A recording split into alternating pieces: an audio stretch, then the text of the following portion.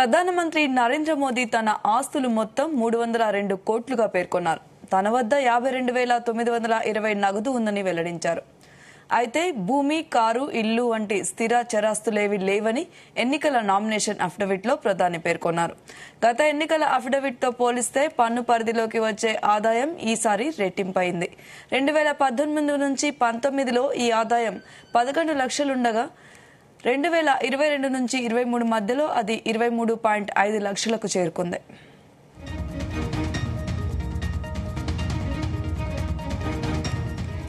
ఇక ప్రధానికి సాంప్రదాయక పెట్టుబడి సాధనాలపైనే మక్కువని కూడా ఉందని ఈ అఫిడవిట్లో తెలిసింది.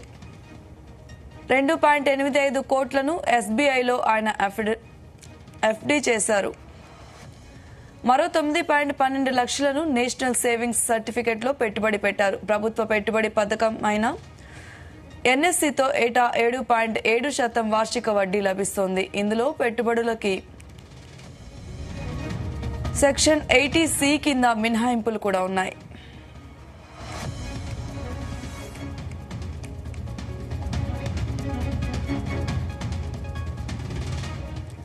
రెండు 2019 నాటి ఎన్నికల అఫిడవిట్లో మోదీ తనకు ఎన్ఎస్సిలో 7.61 లక్షలు ఉన్నట్లు పేర్కొన్నారు.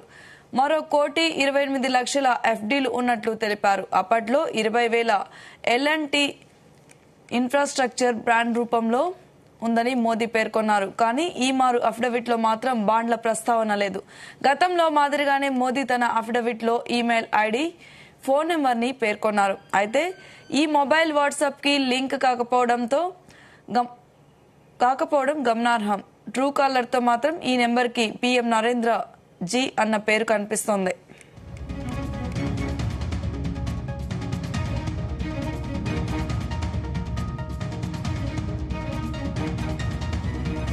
ప్రధానమంత్రి నరేంద్ర మోదీ తన ఆస్తులు మొత్తం 302 కోట్లుగా పేర్కొన్నారు.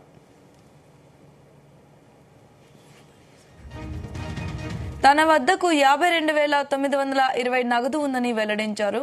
అయితే భూమి, కారు, ఇల్లు వంటి స్థిర చరాస్తులేవి లేవని ఎన్నికల నామినేషన్ అఫిడవిట్లో ప్రధాని పేర్కొన్నారు. గత ఎన్నికల అఫిడవిట్తో పోలిస్తే పన్ను పరిధిలోకి వచ్చే అవకాశం ఈసారి రెట్టింపైంది.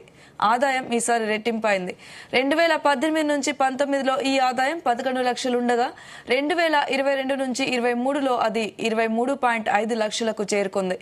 ఇక ఇదే అంశంపై మరిన్ని వివరాలు మా ప్రతినిధి శ్రీచరణ్ అందిస్తారు. శ్రీచరణ్.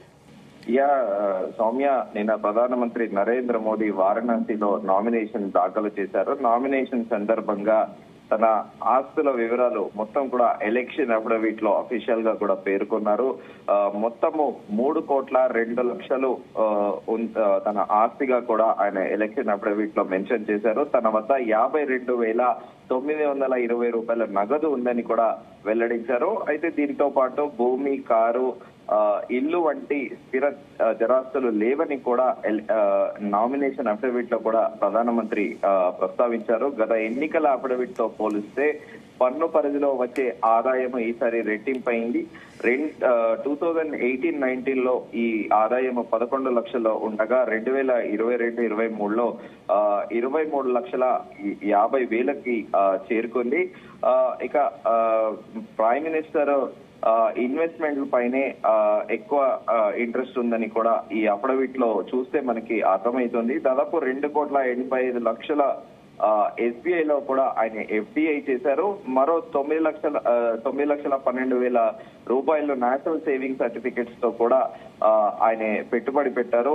మొత్తము ప్రభుత్వ పెట్టుబడి పథకంతో ఎన్ఎస్సి నేషనల్ స్టాక్ దాంట్లో కూడా ఏటా ప్రతి ఇయర్ యాన్యువల్ గా కూడా 7.7 యాన్యువల్ ఇంట్రెస్ట్ రేట్ తో ఇందులో కూడా పెట్టుబడులకు సెక్షన్ 80C కింద కూడా ఎగ్జెంప్షన్స్ కూడా ఉన్నాయి.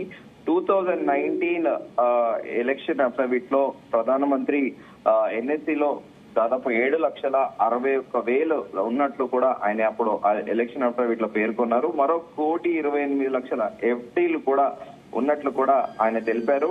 అప్పట్లో 20,000 ఎల్ఎన్టీ ఇన్ఫ్రాస్ట్రక్చర్ బాండ్ రూపంలో ఉందని మోదీ పేర్కొన్నారు. కానీ ఈసారి మాత్రము అఫిడవిట్ లో బాండ్ల ప్రస్తావన ఎక్కడ కూడా ఆయన అఫిడవిట్ లో మెన్షన్ చేయలేదు. గతంలో మాదిరిగానే మోదీ తన అఫిడవిట్ లో ఈమెయిల్ ఐడితో పాటు ఫోన్ నెంబర్స్ కూడా మెన్షన్ చేశారు. అయితే ఈ ఫోన్ నెంబర్ కి వాట్సాప్ లేకపోవడం కూడా ఒక గమనార్హము. ట్రూ కాలర్ లో మాత్రము ఈ నెంబర్ కు PM నరేంద్ర జీ అన్న పేరు అయితే ట్రూ కాలర్ లో డిస్ప్లే అవుతా ఉంది. మొత్తానికి ప్రైమ్ మినిస్టర్ నరేంద్ర మోదీ మరోసారి కూడా నిరూపించుకున్నారు. అవినీతి రహిత ప్రధానమంత్రి, దేశం కోసము నిస్వార్థంగా కూడా పనిచేస్తున్నారని కూడా నెటిజన్లు కామెంట్ చేస్తున్నారు. యూజువల్ గా ప్రైమ్ మినిస్టర్ అంటే ప్రైమ్ మినిస్టర్ ఆఫ్ ఇండియా అంటే యావరేజ్ గా తక్కువలో తక్కువ కూడా మినిమం 100 crores పైనే కూడా అఫిడవిట్ ఉంటుంది. ఎందుకంటే గతంలో ఆయన గుజరాత్ ముఖ్యమంత్రిగా 3 సార్లు పనిచేశారు. అనంతరం ప్రధానమంత్రిగా కూడా 10 సంవత్సరాల పాటు కూడా వర్క్ చేస్తున్నారు. ఈ రోజుల్లో ఒక రాష్ట్ర మంత్రికి యావరేజ్ గా 10 ఏళ్ల పాటు ఉంటే ఎలక్షన్ అఫిడవిట్ లో యావరేజ్ గా 50 నుండి 60 కోట్లు చూపిస్తున్న తరుణంలో 3 సార్లు ఒక రాష్ట్రానికి ముఖ్యమంత్రిగా ఉండి అదే దాంతో పాటు 10 ఏళ్ల పాటు ఒక దేశానికి ప్రధానమంత్రిగా ఉండి కూడా అతి తక్కువ ఆదాయం కలిగి ఉండడము, దట్టు జీరో కరప్షన్ అస్సలు టాలరేట్ చేయకపోవడం అని కూడా మోదీ యొక్క క్రెడిట్ ఈ ఘనత దక్కుతుంది అని కూడా నెటిజన్లు విపరీతంగా కూడా ప్రధానమంత్రిని పొగుడుతూ కూడా కామెంట్లు పెడుతున్నారు. ప్రధానమంత్రి నరేంద్ర మోదీ కూడా మొదటి నుంచి కూడా ఆయన జీరో కరప్షన్ ఉండాలి అనేది కూడా ఆయన ప్రధానంగా దేశాన్ని అభివృద్ధి చేయాలి అంటే జీరో కరప్షన్ ఉండాలి అని కూడా ప్రధానంగా ఆయన మెన్షన్ చేస్తూ వస్తున్నారు.